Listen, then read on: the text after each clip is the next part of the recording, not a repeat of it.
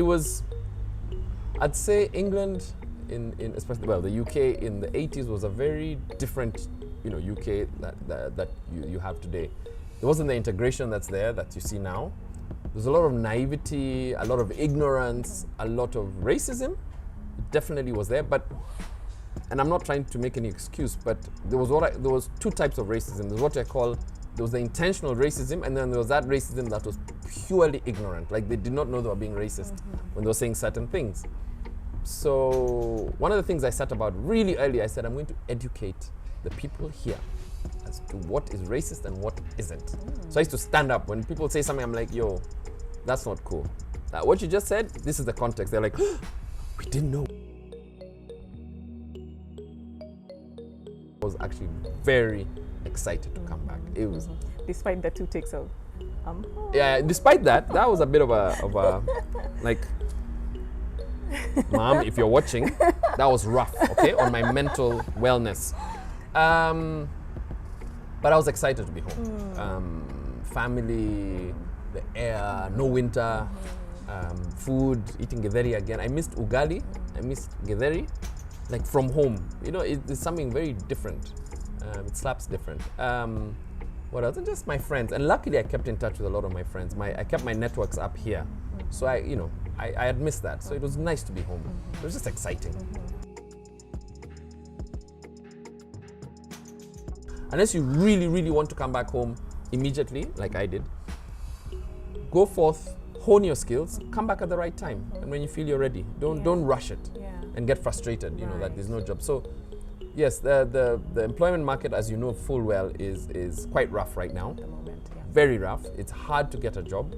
Worse so in a pandemic, but even that notwithstanding, it was already difficult, because of the numbers of graduates looking for jobs. People with PhDs even, you see some of them working as security guards because they can't get any other job, which is quite disheartening.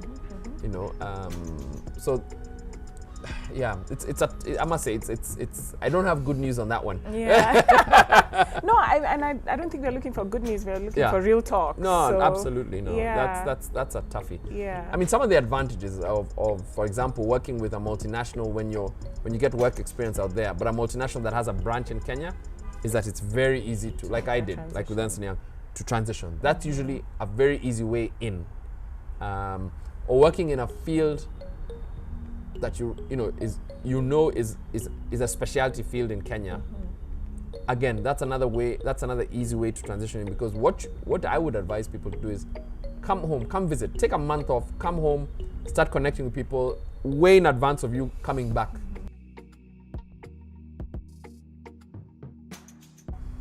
This is what I would say.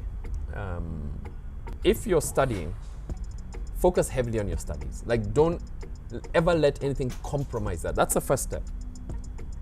And the way to achieve that is just by managing your time better. And in order to achieve it, you have to sacrifice some things. You can't have your cake and eat it. So you have to focus on having some vague sort of plan.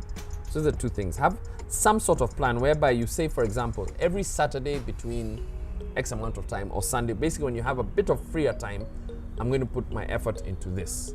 So first, find a balance, allocate time for it. Even if it's during the week, say, look, I'm just going to spend, in the same way, you have to allocate balance for social media these days. You have to say, look, I'm only spending an hour on this, no more.